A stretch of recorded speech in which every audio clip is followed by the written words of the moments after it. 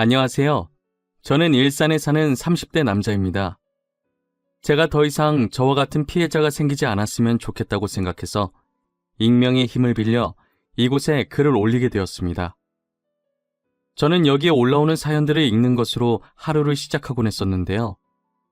그런 제가 글을 쓰고 있을 거라고는 생각을 못했습니다. 사연을 읽다 보니 저도 최근에 어처구니 없는 일을 겪게 되어서 여러분들께 들려드리려고요. 저는 2년 전에 파혼을 경험한 적이 있어요. 꽤 오랫동안 만났던 여자친구와 결혼을 약속했었는데 결국에 끝은 파혼이네요. 그 뒤로는 아직 좋은 짝을 만나지 못해서 이렇게 혼자 살고 있어요. 그렇다고 여자친구에게 문제가 있어서 파혼한 건 아니었고요. 제가 먼저 파혼하자고 했지만 사실은 저희 집안 때문에 제가 파혼을 당한 거나 마찬가지였어요. 여자친구의 집안은 부모님 두 분 다 건강하게 살아계시고 아버님께서 사업을 하고 있어서 꽤나 잘 사는 편이었거든요. 반면 저는 그에 비해 홀아버지 밑에서 자랐고 지극히 평범한 월급쟁이 집안이었어요. 그래도 저는 아버지나 빚은 없어서 나름 괜찮다고 생각했었어요. 처음 여자친구 집에 인사를 드리러 갔을 때 예비장인께서는 딸이 좋다고 하니 저에 대해 아무 생각이 없어 보이셨어요. 하지만 예비 장모께서는 여자친구에 비해 많이 기우는 저희 집안 때문에 저를 사위로 썩 내켜하시진 않으셨어요. 그래, 자네 아버지가 비서일을 하신다고? 뭘 다르게 하시는 일은 없으시고 사업엔 관심이 전혀 없으신 건가? 네, 저희 아버지께서는 사업에 관심이 없으세요. 지금 생활도 만족해 하시면서 살고 계세요. 저도 안정적으로 월급 받으면서 사는 게 좋다고 생각하는 편이고요. 남자는 자고로 욕심이 있어야 하는데 이렇게 욕심이 없어서야 원. 그럼 아버지께서는 쭉 남의 시중 들면서 비서일만 하신 건가? 아, 네. 시중이라는 표현은 좀 그렇지만 어떻게 보면 그런 셈이죠. 성인 되신 후부터 지금까지 쭉 한 분만 모시고 계세요. 너무 대놓고 저희 아버지 직업을 무시하는 태도에 저도 기분이 좋지 않았어요. 하지만 예비 장모께서는 제 기분은 아랑곳하지 않고 계속 무시하시더라고요. 그래도 저는 어른들 앞이니까 나름대로 티를 안 내려고 정말 노력 많이 했어요. 모든 수모를 다 받아도 견딜 수 있을 만큼 여자친구를 많이 좋아하기도 했고요. 저는 예비 장모께서 제게 마음을 여시길 기다리고 있었습니다. 그런데 어쩐 일인지 예비 장모께서 먼저 저보고 만나자고 연락을 주신 거예요. 드디어 예비 장모께서 마음을 여신 건가 하는 부푼 마음에 여자친구 집을 다시 찾았어요. 너무 떨려서 배를 누르기 전에 심호흡을 몇 번 했는지 모르겠어요. 하지만 이런 저를 무색하게 만드는 흰 봉투가 제 눈앞에 떨어졌어요. 예비 장모께서는 제가 자리에 앉자마자 제 쪽으로 흰 봉투를 던지시더라고요. 진짜 드라마에서만 보던 돈 봉투를 실제로 받아보게 될 줄은 몰랐어요. 잘 산다고 하더니 정말 잘 사는 집안이었는지 봉투가 두둑했어요. 그리고는 예비 장모께서 섭섭치 않게 넣었으니까 자기 딸과 헤어져 달라고 하시더라고요. 여자친구한테는 자신을 만났다는 말을 하지 말라고 당부하시면서요. 어쩜 드라마랑 이렇게 똑같은지 순간 전원 버튼이 어디 있는지 찾을 뻔했다니까요. 저는 돈 필요 없다고 말하면서 봉투를 그대로 두고 여자친구 집에서 나왔습니다. 이별은 원래 만나서 해야 하는데 만날 기분이 전혀 나지 않아서 집 가는 길에 전화로 여자친구한테 이별을 통보했어요. 주연아, 우리 오늘 만나기로 했었잖아. 미안한데 일이 생겨서 못 만날 것 같아. 그리고 이것도 만나서 얘기하려고 했는데 도저히 만날 기분이 아니라서. 우리 이제 그만하자. 그만하자니? 오빠, 갑자기 그게 무슨 말이야? 헤어지자는 말 아니지? 우리가 왜 헤어져야 하는데 도대체 왜 그러는 건데? 나 방금 너네 어머니 만났어. 나한테 돈 봉투 던지면서 너랑 그만 만나라고 하더라. 나 어머님이 우리 아버지 무시하는 것도 너 때문에 다 참고 있었는데 이건 정말 아닌 것 같다. 우리 엄마를 만났다고? 돈 봉투는 또 무슨 말이야? 오빠, 내가 엄마한테 잘 말할게. 내가 설득할 수 있어. 그러니까 헤어지자고만 하지 마, 응? 내가 잘못했어. 내가 엄마 대신 사과할게. 너가 잘못한 게 아닌데 왜 너가 사과해? 사과할 사람은 따로 있지. 난 더 이상 이렇게는 못 살 것 같아. 미안해, 끊을게. 저는 결국 여자친구한테 예비 장모와 있었던 일을 이야기하게 되었어요.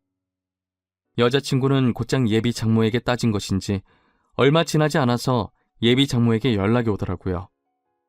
내가 주연이한테 말하지 말라고 그렇게 얘기했는데 그새 주연이한테 일러 바쳤니? 왜?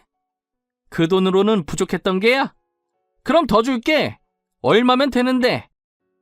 제가 돈 받고 나온 것도 아닌데 왜 말하면 안 되는데요? 제 입으로 제가 말하겠다는데 무슨 상관이에요? 어머니께서는 무슨 일이든 이렇게 돈으로 해결하셨어요? 그래, 돈이면 다 되는 거 아니니? 돈만 쥐어주면 다들 조용히 입 다물더라. 너가 돈을 가져본 적이 없어서 모르나 본데 세상은 원래 돈으로 살아가는 거야. 어떻게 어머니한테서 주연이같이 착한 아이가 태어났는지 모르겠네요. 이런 어머니를 둔 주연이가 참 불쌍해요. 저 당신 딸 만날 일 없으니까 다시는 연락하지 마세요. 제가 원래는 막말하는 성격이 아닌데 저도 모르게 말이 막 튀어나오더라고요. 그래도 여자친구가 좀 걸리긴 했지만 하고 싶은 말을 하고 나니 속은 조금 후련했어요. 저는 여자친구 없이도 잘 살아보려고 노력을 많이 했어요. 하지만 제가 너무 사랑했던 사람이라 불쑥불쑥 여자친구가 생각나긴 하더라고요. 그런데 얼마 지나지 않아 예비 장모에게 다시 연락이 오는 거예요. 지금 여자친구가 저와 헤어지고 나서 식음을 전폐하면서 시름시름 앓고 있다고요. 보다 못해 이대로 딸이 잘못될까봐 저한테 전화했다고 하시더라고요. 나 주연이 엄마인데 우리 딸이랑 만나는 건 아무 말 안 하겠네. 그러니 주연이랑 다시 만나주면 안 되겠나? 지금 저랑 뭐 하자는 거예요? 제가 그렇게 만만하세요? 헤어지라고 돈 봉투 던질 땐 언제고 지금은 다시 만나달라고요? 지금 주연이가 많이 아파. 자네랑 헤어진 이후로 밥도 안 먹고 방에서 나오질 않아. 혼자서 시름시름 앓고 있는데 햄이 든 사람이 할 수 있는 게 이거밖에 없는 것 같아서 전화했어. 주연이 저렇게 만드신 건 어머니예요. 어머니가 그때 제게 돈 봉투만 던지지 않으셨어도 저희는 이렇게 헤어지지 않았어요. 알아요? 그래, 다 내 잘못이야. 그러니 우리 주연이를 봐서라도 한 번만 용서해주면 안 되겠나? 내가 다시는 둘이 만나는 걸로 아무 말 하지 않겠네. 솔직히 이때까지 예비 장모가 했던 말과 행동을 생각해보면 다시 만나고 싶지 않았어요. 예비 장모와 전화를 마치고 정말 오랫동안 고민을 많이 했어요. 애타게 기다리던 예비 장모에게 사과 문자까지 올 정도였으니까요. 하지만 저는 여자친구를 생각했던 것보다 훨씬 더 사랑했더라고요. 저는 결국 여자친구가 저와 헤어지고 힘들어한다는 말이 계속 머리에 맴돌아서 여자친구에게 연락해 다시 만나자고 했죠. 여자친구는 저와 다시 만나는 동안 예비 장모를 설득한 것인지 예비 장모가 먼저 여자친구한테 상견례를 하자고 말했다더라고요. 저는 들뜬 마음으로 아버지께 말씀드리고 아버지께서 편하신 날로 날짜를 잡았어요.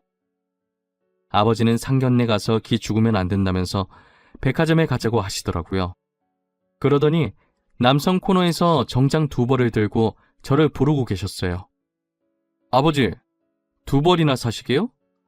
어차피 상견례 한 번만 하는 건데 한 벌이면 되지 않을까요? 아니면 저보고 둘 중에 하나 골라달라는 말씀이세요? 아니, 하나는 네 옷이야. 너도 새 걸로 한 벌 내가 맞춰주려고. 이건 아빠가 우리 아들한테 주는 축하 선물인데? 아버지, 전 괜찮아요. 회사 다니면서 정장 입으니까 종류별로 되게 많아요. 그러니까 괜히 엄한 데 돈 쓰지 마세요. 아이 참, 내가 주는 선물이라니까 그러네. 그리고 엄한 데 쓰는 게 아니라 우리 아들한테 쓰는 건데. 아들이 이거 안 받아주면 나 진짜 서운할 것 같아. 우리 이렇게 맞춰서 상견날에 입고 가자. 어찌된 게 저보다 아버지가 더 들뜬 것 같았어요. 그래도 아버지 기분이 좋아 보이시는 것 같아 저도 덩달아 기분이 좋아졌어요. 이때까지 예비 장모와 있었던 안 좋은 일들은 다 잊고 새 출발할 수 있을 것만 같았어요. 하지만 이런 기대도 한순간에 짓밟아버린 사람이 있었어요. 바로 문제의 예비 장모입니다. 상견례 날 예비 장모는 약속 장소에 들어온 순간부터 표정은 좋지가 않았어요. 상견례 내내 어딘가 불만 가득한 표정으로 일관하셨죠. 그러면서 저희 아버지께 형편이 넉넉한 자기들이 집을 해올 테니 저희는 자기가 보내주는 리스트 보면서 혼수를 해오라고 하시는 거예요. 그쪽 집안 사정을 생각해서 형편이 넉넉한 저희가 애들 신혼집을 해드릴게요. 그쪽에서는 저희가 보내주는 리스트들 보면서 혼수를 해오시면 될 것 같네요. 아닙니다, 어머님. 제가 모아둔 돈이 있어서 괜찮습니다. 집은 저희 쪽에서 해오겠습니다. 혼수도 어차피 둘이 살 거라 간단하게만 하면 될 것 같습니다. 뭐야? 꼴에 자존심은 있는 거야? 그렇게 무리하지 않아도 돼. 우리가 알아서 다 해줄게. 그리고 혼수도 자네 형편 생각해서 비싼 건 내가 미리 다 뺐어. 장모님, 계속 저희 집안 형편 들먹이시는데 저희 거지 아닙니다. 월급쟁이라고 무시하시는데 저희 빚도 없고요. 오히려 월급 받으면서 모아둔 돈도 집 사고 남을 정도로 있습니다. 그럼 뭐해? 남의 일 뒤지다꺼리 하면서 받은 코 묻은 푼돈일 텐데. 괜히 자존심 부릴 거 없다니까. 자존심이 밥 먹여주니? 저와 예비 장모가 하는 말을 들은 아버지의 표정이 살짝 좋지 않았습니다. 예비 장모는 아버지의 표정이 변한 것이 오히려 재밌었나 봐요. 제 자존심 들먹이면서 저를 더 자극하려고 들더라고요. 제가 맞받아치려고 하는데 저희 아버지께서 지금 뭐 하시는 거냐면서 지금 이게 상견례를 하러 온 것인지 사람을 가지고 놀려고 온 것인지 따지기 시작하셨어요. 결국 상견례 분위기는 살아놓은 판이었고 저는 아버지를 데리고 그 자리에서 나왔어요. 여자친구는 저를 붙잡았지만 저는 뒤도 돌아보지 않고 여자친구 손을 뿌리쳤어요. 그리고 여자친구한테 도저히 이건 아닌 것 같다며 결혼은 없던 일로 하자고, 어쩌면 우리 관계도 이대로 계속 만나도 되는 것인지 다시 생각해봐야 할 것 같다고 했어요. 저는 아버지께 너무 죄송해서 집에 가는 내내 아무 말도 할 수 없었어요.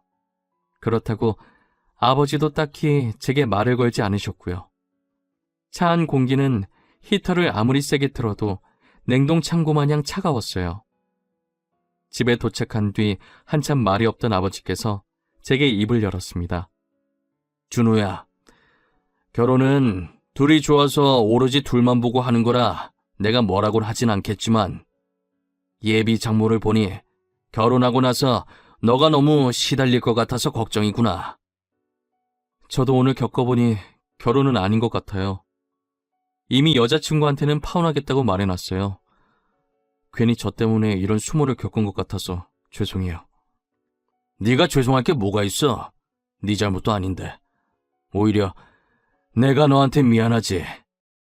부유한 가정에서 태어났어야 했는데 내가 정말 미안하구나. 그게 무슨 말씀이세요? 전 아버지 아들인 게 정말 자랑스러워요.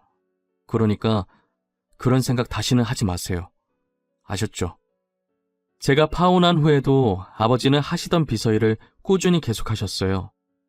그런데 아버지께서 모시던 회장님이 이제 나이가 많으셔서 그런지 체력이 예전 같지 않아서 회사를 누군가에게 물려줘야 하는 상황이었나 봐요. 하지만 회장님은 평생을 자식 없이 아내분과 단둘이 살았어서 물려줄 자손이 없었어요. 회장님께서는 회사를 믿고 맡길 수 있는 사람이 아버지밖에 없다면서 아버지께 자신의 뒤를 이어주면 안 되겠냐는 제안을 하셨다고 하더라고요. 아버지는 그 제안을 아직 받아들이지 못하고 제게 고민 상담을 하시더라고요. 아버지, 그 회사는 아버지 인생의 절반을 바친 회사 아니에요? 회장님 옆에 있으면서 보고 배운 아버지가 회사를 제일 잘할 거 아니에요? 그렇긴 하지. 내가 회장님 옆에서 보필한 지가 무려 30년이 넘었으니까. 거의 첫 설립 때부터 내가 늘 회장님과 함께 했었지. 그러니까요. 회장님만큼이나 회사를 잘하는 직원은 아버지밖에 안 계실 거예요. 그러니 회장님도 아버지께 믿고 회사를 맡기시려는 게 아니겠어요? 천천히 잘 생각해 보세요. 저는 아버지께 너무 성급하게 받지도 거절하지도 말라고 당부드렸어요. 충분히 생각을 하신 후에 결정하셔도 늦지 않다고 말이에요. 아버지는 오랜 고민 끝에 회장님의 제안을 받아들이기로 하셨어요. 그렇게 회장님이 되신 아버지는 거만해지지도 않고 오히려 예전보다 더 검소하게 사셨어요. 직원들 복지도 챙길 수 있는 건 아낌없이 다 챙겨주면서 퇴사율 0%를 기록하셨죠. 아버지께서 회사를 받으신 후로 더 승승장구했습니다. 가끔 전 회장님께서 놀러 오시면 흡족해하면서 역시 자신이 사람을 잘 봤다며 칭찬해 주시곤 하셨어요. 그러다 아버지는 회사에서 예상치 못한 사람을 발견하게 되었어요. 그건 바로 저의 전 예비 장인이었는데요. 로비에서 시끄러운 소리가 들리는 것 같아서 아버지께서 가던 길을 멈추고 고개를 돌리셨대요. 그런데 예비 장인이 로비에서 회장님 좀 만나게 해달라면서 애원하고 있었다고 하더라고요. 그래서 아버지께서 무슨 일인가 싶어서 그쪽으로 다가가셨대요. 도대체 무슨 일이시길래 여기서 이렇게 시끄럽게 소란을 피웁니까? 하실 말씀이 뭔지 저한테 한번 말해보시겠어요? 당신... 혹시 회장님 어디 계신지 아십니까? 이게 비서한테 할 말은 아니고 급히 중요하게 회장님께 직접 해야 할 말이 있어서 그럽니다. 네, 급히 중요하게 저한테 말씀하세요. 제가 바로 이 회사 회장 되는 사람입니다. 그래서 할 말이 무엇인가요? 저도 바빠서 얼른 들어가 봐야 하는데. 당신이 회장이라고요? 거짓말 치지 마세요. 빚을 하는 것 뻔히 아는데 어떻게 당신이 이 회사 회장이란 말이에요? 이분이 저희 회사 회장님 맞으십니다. 제가 여기 계신 회장님 비서고요. 혹시 자리가 불편하시면 위층 회장실로 안내해드리겠습니다. 그러면 다름이 아니라 저희 회사 투자권으로 계약한 게 있었는데 이번에 계약이 만료되면서 재계약이 불발됐습니다. 그래서 제가 직접 회장님을 만나 뵙고자 이렇게 찾아오게 되었습니다. 그래요. 저는 처음 듣는 일인데 일단 알겠습니다. 서류 잘 검토해 보도록 하지요. 그럼 사장님께서는 이만 돌아가 주시면 감사하겠네요. 예비 장인은 제 차 잘 봐달라면서 인사하고 돌아가셨다고 하더라고요. 아버지께서는 모든 일을 혼자 결정하지 않으셨던 분이시라 이번에도 제게 의논을 하시더라고요. 아들아, 내가 어떻게 해야 하는 걸까? 지난 날은 다 잊고 재계약을 해줘야 하는 것일까? 아니면 그냥 이대로 모른 척 해야 하는 걸까? 아버지, 절대 재계약해주지 마세요. 어차피 두 번 다시 볼 사람들 아니에요. 뭘 망설이세요? 그냥 아무것도 해주지 마세요.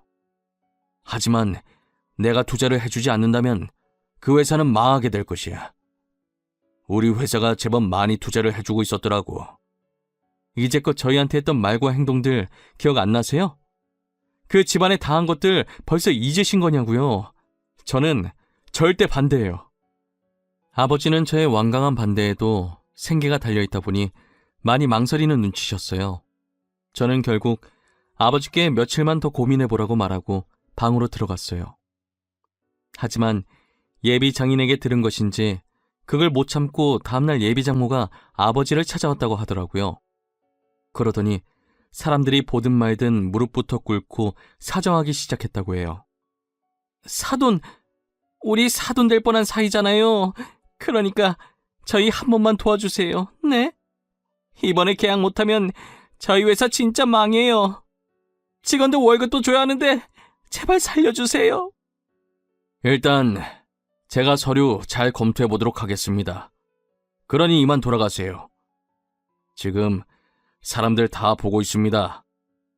사돈께서 약속하시기 전까진 전 한 발자국도 못 갑니다. 사돈도 힘들게 살아와서 아실 것 아닙니까? 지금 누구보다 저희 심정 아실 것 아니에요.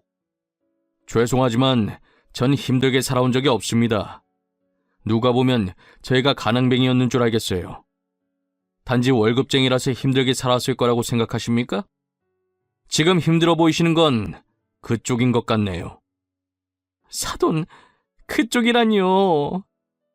아무리 제가 지금 사돈 바지가랑이를 잡고 빌고 있다지만 말 정말 섭섭하게 하시네요. 그쪽이 뭡니까, 그쪽이? 제가 그쪽이라고 하니까 섭섭하세요? 제가 비서일한다고 했을 때 이미 그쪽으로 호칭 정리 끝난 것 아니었나요? 정말 변하신 게 하나도 없으시네요. 아버지는 솔직히 예비 장모께서 사람 다 보는 앞에서 무릎을 꿇길래 순간 마음이 약해지셨다고 해요. 하지만 제가 했던 말이 떠오르면서 그때의 수모가 생각나는 동시에 변하지 않는 예비 장모의 태도가 아버지 마음을 돌리는데 한몫한 것 같았어요. 울면서 빌어도 모자랄 판에 저렇게 목에 핏대 세우면서 따지고 들고 있으니 돈으로 흥한 자, 돈으로 망하게 만들고 싶다는 생각이 들었다고 하더라고요. 그래서 결론은 아버지께서 재계약을 하지 않으셨다고 합니다.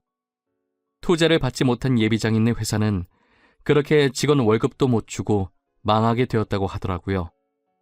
아버지도 자신이 그렇게 독한 면이 있었는지 몰랐다고 하더라고요. 저는 예비장인이 그렇게 된 것이 아버지 탓이 아니니까 너무 개의치 말라고 했어요. 이렇게까지 된 건 다 자기들 업보 아니겠어요? 뿌린 대로 거둔다는 말이 있잖아요. 예비 장인 장모가 뿌린 씨가 딱 그 정도라는 거예요. 인생이 어떻게 흘러갈지는 한 치 앞도 알 수 없는 거예요. 저희 아버지처럼 한순간에 대박이 날 수도 있는 것이고 예비 장인 장모처럼 한순간에 쪽박을 찰 수도 있는 것이죠.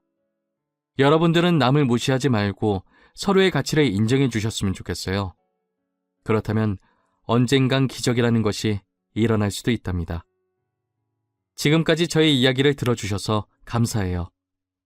추운 겨울 따뜻하게 보내시고 이 시국 같이 이겨내 봅시다. 늘 행복하세요.